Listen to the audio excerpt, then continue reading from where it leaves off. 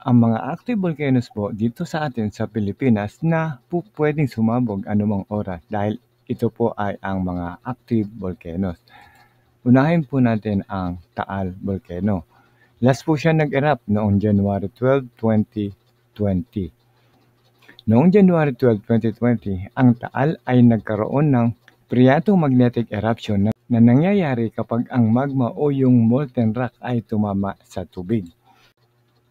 Kapag tumama sa tubig katulad ng groundwater, lake o dagat, ito ay nagreresulta ng malakas na pagsabog, malawakang ashfall at kidlat sa loob ng ash plume o makapal na ulap ng abo. Isa ito sa mga active at kilalang volcano sa Pilipinas at tourist attraction din siya dahil sa kanyang panoramic viewing mula sa Tagaytay. Ito ay nasa Luzon Island sa probinsya ng Batangas at parte din ng Pacific Ring of Fire. Take note parte din siya ng Pacific Ring of Fire at mas kilala na island within a lake on an island. Susunod ay ang Mayon Volcano. Ito naman ay nasa Albay sa Bicol Region sa Luzon, Philippines. Ang mga eruptions nito medyo marami-rami na mula noong 1814, most destructive and buried town of Cagsagua. Noong naman 1993, 70 plus na people ang namatay. Noong 2006, ang deadly mudslide naman ang nanalasa mula nung nagkaroon ng bagyong si Reming. Noong 2018 at 2023, lava flow naman, ash plumes, at maraming na-evacuate noong panahon na yon. Isa sa pinaka-active na volcano at famous ito sa perfect cone shape. Imagine perfect cone. At nagbubuga din ito ng lava, pyroclastic hot glass, saka abo, ashfall at lahar. Sunod ay ang Mount Canlaon. Ito naman ay nasa Negros Island between Negros Occidental at Negros Oriental. Ang last eruption nito as of the latest data ay ongoing activity na recorded noong 2023 at 2024. Yan po yung Mount Canlaon. So ano naman mga common hazards nito? Kasama po ang ashfall, may laha din siya, lava flow at volcanic earthquake. Yan po yung nagbibigay ng lindol. Ang Mount Canlaon Natural Park, ito po ay ang protected area na rich sa biodiversity kasama ang mga endangered na flora at fauna. Yan po ay sa Mount Canlaon. So popular din ito na hiking destination at considered na sacred ng mga naninirahan doon. Susunod ay ang Mount Bulusan. Ito naman ay nasa Sorsogon Province sa Luzon. Ang mga eruptions po nito mula noong 2021, 2022 at 2023. Ang mga common hazards naman po, meron din po siyang ashfall, volcanic earthquakes, meron din siyang lahar at pyroclastic flow. Ang Mount Pinatubo ay nag-erupt. So historic event, nagsimula po siya noong June 1991. Yan po yung pinaka-peak at marami pong naapektuhan dyan. Ang Mount Pinatubo ay one of the most well-known volcanoes in the Philippines and the site of one of the most powerful eruptions. Yan po yung pinakamalakas na eruption nitong 20th century.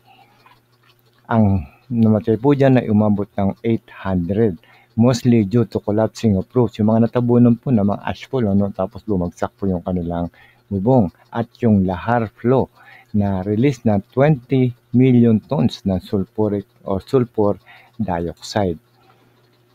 Susunod ay ang Mount Ragang. Ito po ay nasa Lanao del Sur sa Mindanao at part ng Central Mindanao.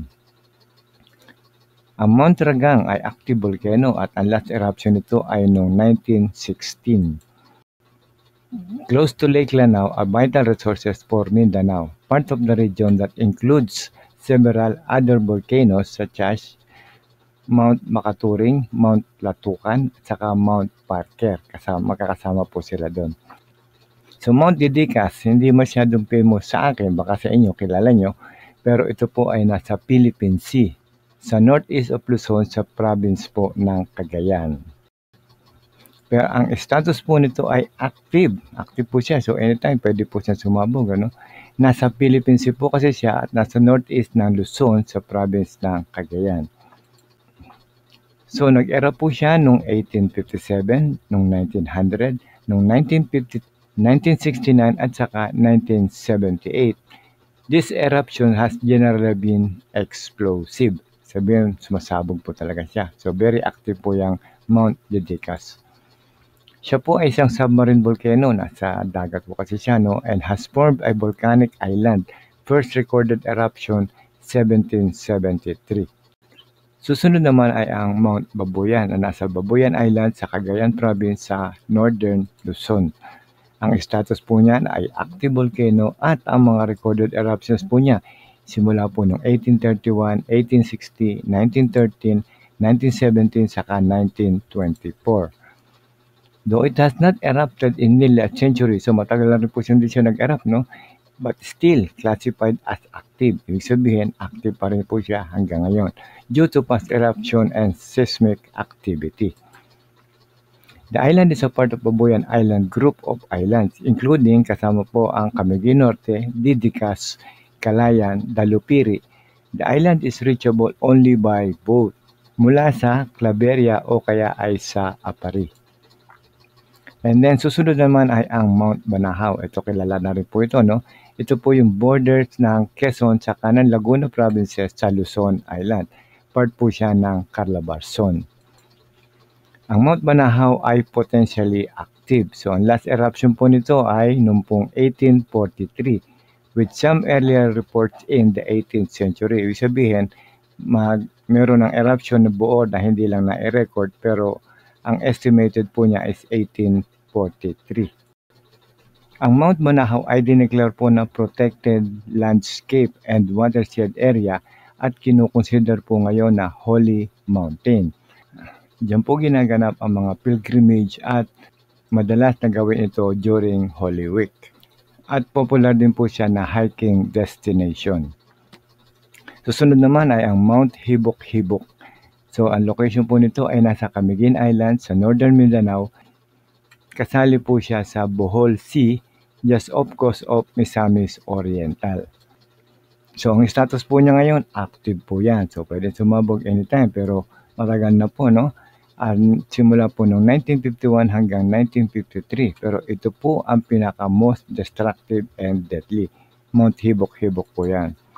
So popular tourist destination pa rin siya sa hiking saka sa mountaineering at famous din po siya sa hot spring, mainit po na tubig, ano, at sa mga trekking. At kung interesado naman kayo sa The Big One, may video na rin po tayo niyan para malaman nyo po ang mga lugar na apektado ng West Valley Fault. Yan po yung mga epekto ng pagsabog ng mga bulkan, magkakaroon po ng mga lindol at pagbiyak po ng ating mga lupa. So kung may alam po kayong mga active volcanoes, comment nyo lang po dito at para malaman po natin lahat at baka meron pa akong hindi nabanggit, makatulong po sa atin. So hanggang dito na lamang at sana ay nakatulong po muli kami sa inyo. Huwag nyo lang po kakalimutan na mag-like, comment at share nyo na rin ang magandang balita na ito. At maraming salamat po at huwag nyo lang kalimutan mag-subscribe sa ating channel.